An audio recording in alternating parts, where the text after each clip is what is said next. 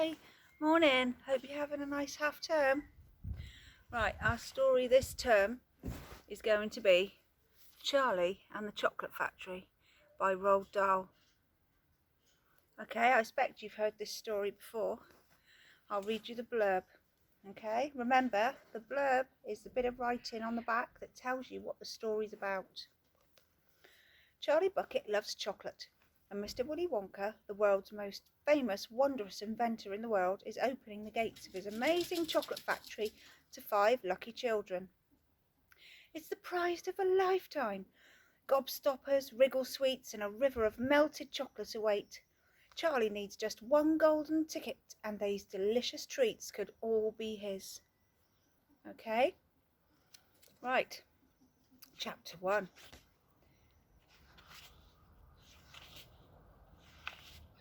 Here comes Charlie. There's the first picture. Can you see?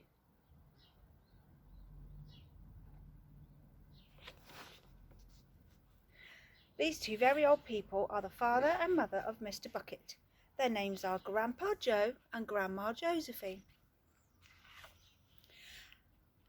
And the other 2 old people are the father and mother of Mrs. Bucket. Their names are Grandpa George and Grandma Georgina.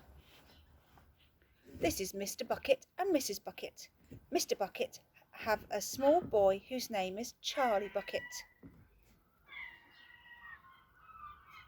How do you do, says Charlie. And how do you do? And how do you do again? I am pleased to meet you. The whole of his family, the 6 grown-ups and little Charlie Bucket, lived together in a small wooden house on the edge of a great town. The house wasn't nearly large enough for so many people, and life was extremely uncomfortable for them all. There were only 2 rooms in the place altogether, and there was only 1 bed. The bed was given to the 4 grandparents because they were old and tired. They were so tired they never got up.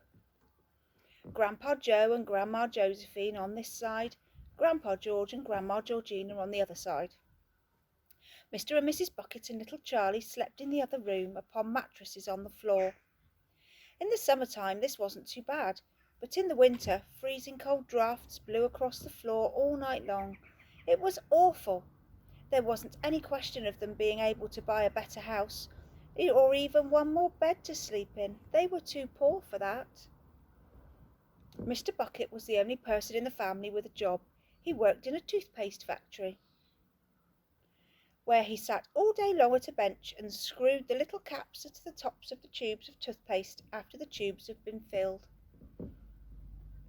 But a toothpaste cap screwer is never paid very much money, and poor Mr. Bucket, however hard he worked and however fast he screwed on the caps, was never able to make enough to buy 1/2 of the things that such a large family needed. There wasn't even enough money to buy proper food for them all. The only meals they could afford were bread and margarine for breakfast, boiled potatoes and cabbage for lunch, and cabbage soup for supper. Sundays were a bit better. They all looked forward to Sundays because then, although they had exactly the same, everyone was allowed a second helping. The Buckets, of course, didn't starve, but every one of them, the 2 old grandfathers, the 2 old grandmothers, Charlie's father, Charlie's mother, and especially little Charlie himself, went about from morning till night with a horrible empty feeling in their tummies. Charlie felt it worst of all, and although his father and mother often went without their own share of lunch or supper so they could give it to him, it still wasn't nearly enough for a growing boy. He desperately wanted something more filling and satisfying than cabbage. The one thing he longed for more than anything in the world was chocolate. Walking to school in the mornings, Charlie could see great slabs of chocolate piled up high on the shop windows, and he would stop and stare and press his nose against the glass, his mouth watering like mad. Many times a day he would see other children taking bars of creamy chocolate out of their pockets and munching them greedily, and that, of course, was pure torture. Once a year on his birthday, Charlie Bucket got to taste a bit of chocolate. The whole family saved up their money for that special occasion, and when the great day arrived, Charlie was always presented with one small chocolate bar to eat all by himself. And each time he received it on those marvellous birthday mornings, he would place it carefully in a small wooden box that he owned and treasure it as though it were a bar of solid gold for the next few days. He would allow himself only to look at it, but never to touch it. Then at last he would stand it no longer. He would peel back a tiny layer of paper wrapping at one corner and expose a tiny bit of chocolate, and then he would take a teeny nibble, just enough to allow the lovely sweet taste to spread about slowly over his tongue. The next day he would take another tiny nibble, and so on and so on. And in this way Charlie would make his sixpenny bar of chocolate last him for more than a month. But I haven't yet told you about the one awful thing that tortured little Charlie, the lover of chocolate more than anything else. This thing for him was far, far worse than seeing slabs of chocolate in the shop windows or watching other children munching bars of creamy chocolate in front of him. It was the most terrible, torturing thing you could imagine, and this was in the town itself, actually within sight of the house in which Charlie lived, was an enormous chocolate factory. Just imagine that. And it wasn't simply an ordinary, enormous factory either. It was the largest and most famous in the world. It was Mr. Wonka's factory, owned by a man called Mr. Willy Wonka, the greatest inventor and maker of chocolates that there ever had been. And what a tremendous, marvellous place it was.